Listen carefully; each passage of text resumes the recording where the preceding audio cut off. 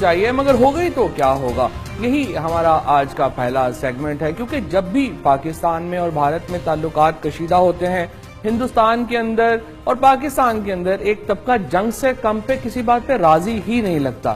اس بار جو حالات ہیں دیکھا جائے تو پاکستان میں تو پھر بھی کچھ نہ کچھ صبر کا، سکون کا ماحول ہے اور لوگ جو ہیں ریسٹرینٹ کا بھی بات کر رہے ہیں، لیکن ہندوستان کا میڈیا، ہندوستان کے لیڈرز تو پاگل ہوئے جا رہے ہیں۔ ذرا دیکھ لیجئے پہلے کہ اس وقت ہندوستان کے میڈیا میں کیا گفتگو چل رہی ہے۔ There is a very, very strong national consensus for hitting Pakistan hard. It's payback time for Pakistan, of course. Talks with Pakistan are not an option at all. پوری حملے کا کرارا جواب دینے کی تیاری میں بھارت، سوتروں کے حوالے سے خبر، سیما پار آتنکی ٹھکانوں پر سرجیکل اسٹرائیک کی تیاری۔ این ایس اے اجیت ڈوبھل کے ساتھ سینا اور خفیہ ایجنسیوں کی بیٹھک میں سرجیکل اسٹرائیک پر چرچا، جلد ہی پی ایم کو دیا جائے گا پریزنٹیشن۔ ہم سب بھاونا میں بہہ جاتے ہیں، کسی بھی چیز کو کرنے کے لیے ٹھنڈے دماغ سے سوچ سمجھ کر رننیتی کے تحت کام کرنا ہے۔ As I said, our patience is nearly exhausted now. بھاوناؤں میں بہ جاتے ہیں، لیکن بھاوناؤں میں صرف میڈیا ہی نہیں بہ رہا، میڈیا کے ہندوستان کے بڑے بڑے منسٹرز بھی بہ رہے ہیں۔ ارون جیٹلے صاحب جو ہندوستان کے فائنانس منسٹر ہیں اور مودی صاحب کے انتہائی قریبی آدمی بھی سمجھے جاتے ہیں اور بھارت کی سیاست میں چند بڑے سیاستدانوں میں ان کا شمار ہوتا ہے، انہوں نے کیا کہا ذرا سن لیجئے۔ بھارت نے ان کا ایسے حملوں کا منہ توڑ جواب دیا ہے اور آج کی گھٹنا اس بات کے لیے ہمیں تیار کرتی ہے کہ آگے کے لیے ہمیں اور ہماری سرکشا فورسز کو اور بھی تیار ہونا پڑے گا۔ سرجیکل سٹرائکس کا جو معاملہ ہے وہ بڑا سینسٹیو ہے پاکستان کی قیادت کے لیے اور ہمیشہ ہی اس کو ریزسٹ کیا ہے بڑے طاقتور الفاظ سے۔ پرویز مشرف صاحب نے سرجیکل سٹرائکس کے اوپر پاکستان کا موقف کچھ یوں دیا، یہ بھی ذرا سن لیجئے۔ Wherever you strike, there will be a strike back. How dare they talk of surgical strikes? What surgical strike? Pervez Musharraf صاحب نے کہا جب بھی آپ سٹرائک کریں گے سٹرائک بیک ہوگا، لیکن حال ہی میں وزیر دفاع خواجہ آصف صاحب نے اپنے ایک انٹرویو میں جو بیان دیا اس کے اوپر پوری دنیا میں پاکستان کو ڈپلومیسی کو تو جھٹکا لگا ہی لگا، لیکن وزیر دفاع کی طرف سے یہ بیان ایک دوبارہ پاکستان کے پوائنٹ آف ویو کو تو بتاتا تھا، لیکن شاید ویسی بات تھی جو وزیر دفاع کے منہ سے نہیں آنی چاہیے تھی۔ وزیر دفاع نے بہرحال کیا کہا ذرا سن لیجئے۔ ہمارا جو ٹیکٹیکل ویپنز جو ہیں ان میں ہمیں برتری حاصل ہے، اگر ہماری سلامتی کو خطرہ ہوا، ہماری سرزمین کے اوپر کسی نے قدم رکھا اور کسی کے عزائم جو ہیں وہ ہماری سالمیت کے مطابق جو ہے کے متعلق جو ہے وہ خطرناک ہوئے تو ہم گریز نہیں کریں گے اپنی دفاع کے لیے ان ویپنز کا استعمال۔ لیکن ایٹمی جنگ ہوتی کیا ہے، اگر ایٹمی جنگ ہو گئی تو کیا ہوگا، یہ وہ سوالات ہیں جن کی طرف بھی تھوڑا دھیان دینے کی ضرورت ہے، تھوڑی بات کرنے کی ضرورت ہے کہ آخر ایٹمی جنگ ہوتی کیا ہے۔ 2013 میں ایک بلاگ لکھا گیا، ایک سوشل میڈیا کے اوپر ایک بلاگ لکھا گیا جس میں ایک منظر کشی کی گئی کہ 2019 میں اگر پاکستان اور ہندوستان کے درمیان ایک جنگ ہوتی ہے جس میں ایٹمی ہتھیار استعمال ہوں گے تو پھر معاملہ ہوگا کیسے، منظر نامہ کیا ہوگا۔ ہم اپنے اس پروگرام میں کوشش کریں گے کہ آپ کو اس بلاگ کی مدد سے، اس سٹوری کی مدد سے ڈاکٹر پرویز ہود بھائی نے ایک اپنی ڈاکیومنٹری بنائی ہے اور مزید دستاویز سے یہ تھوڑا سا بتا سکیں کہ اگر پاکستان میں اور بھارت میں خدا نخواستہ ایٹمی جنگ ہوتی ہے تو پاکستان میں اور بھارت میں حالات کیا ہوں گے، ہمارے شہروں کے حالات کیا ہوں گے۔ اگر اس کہانی کی طرف واپس چلتے ہیں جو 2013 میں لکھی گئی، اس میں ایک فکشنل کریکٹر بنائے گئے ہیں، فکشنل باتیں کی گئی ہیں۔ کہانی شروع ہوتی ہے 28 جنوری 2019 سے، یعنی آج سے 3 سال کے بعد۔ کہا گیا کہ 28 جنوری 2019 کو بھارت کے وزیر اعظم نریندر مودی نے یہ فیصلہ کیا کہ وہ پاکستان کے اندر سرجیکل اٹیکس کریں گے، جس طرح سے ابھی انڈیا کا میڈیا کہہ بھی رہا تھا، اور انہوں نے کہا کہ وہ ذمہ داران کو جواب دیں گے۔ لہٰذا 29 جنوری 2019 کو انڈین ایئر فورس کے طیارے میراج 2000، ریفیل اور سکوئی MK-130 ایئرکرافٹ پاکستان کی حدود میں داخل ہوتے ہیں۔ بھارت حملے کے لیے لاہور کے بجائے ملتان کا انتخاب کرتا ہے، کیونکہ بھارت کا یہ خیال ہے کہ پاکستان کی فورسز لاہور کے اوپر فوکس ہوں گی، لہٰذا وہ حملے کے لیے لاہور کے بجائے ملتان کے شہر کو فوکس کرتا ہے۔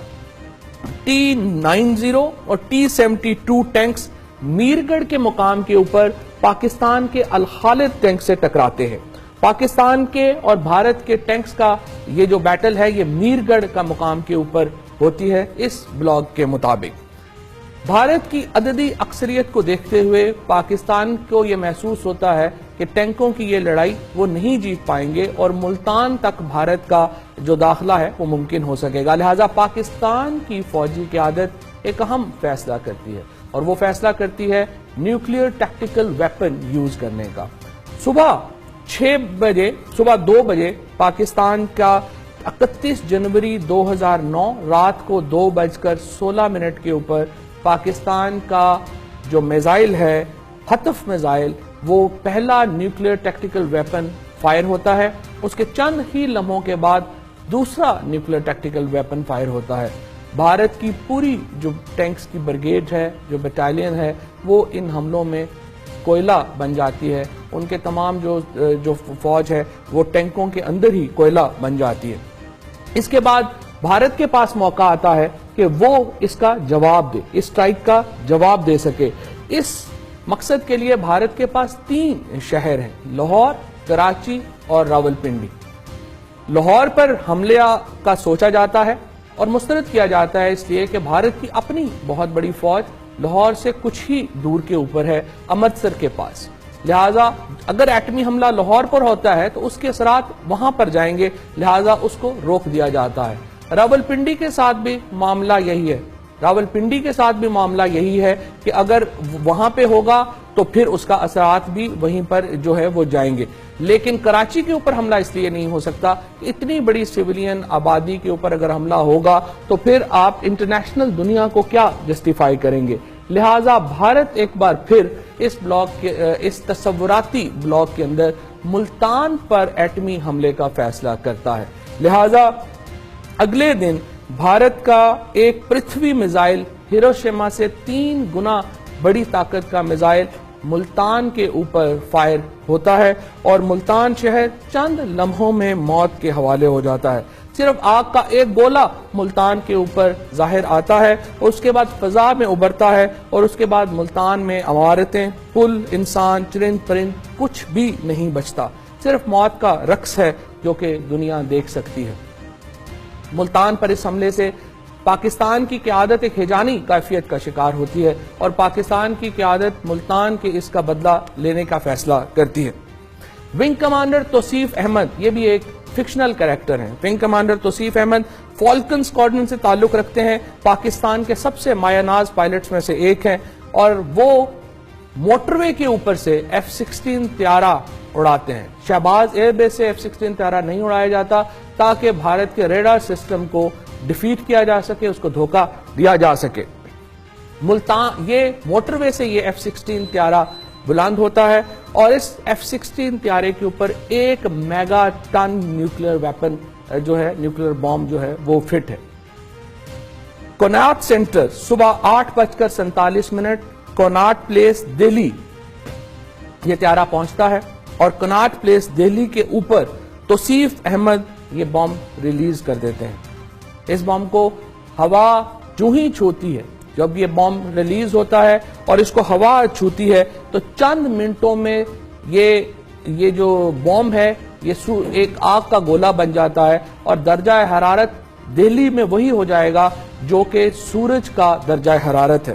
زمین، میٹل، انسان، جو کچھ بھی دہلی میں اس وقت موجود تھا وہ سارے کا سارا لمحوں میں محلول بن جائے گا۔ صدارتی محل، ہوٹل، سیاستدان، پارلیمان، فوجی سب لمحوں میں ختم ہو جائیں گے۔ جب آگ کا یہ گولہ ختم ہوتا ہے تو شاک ویو آتی ہے، جو شاک ویو آتی ہے اس کے نتیجے میں ایک تیز ہوا جو سپر سونک جہاز سے بھی زیادہ تیز ہوگی وہ شہر کو ہٹ کرے گی اور تمام شہر بالکل ملیا میٹ ہو جائے گا۔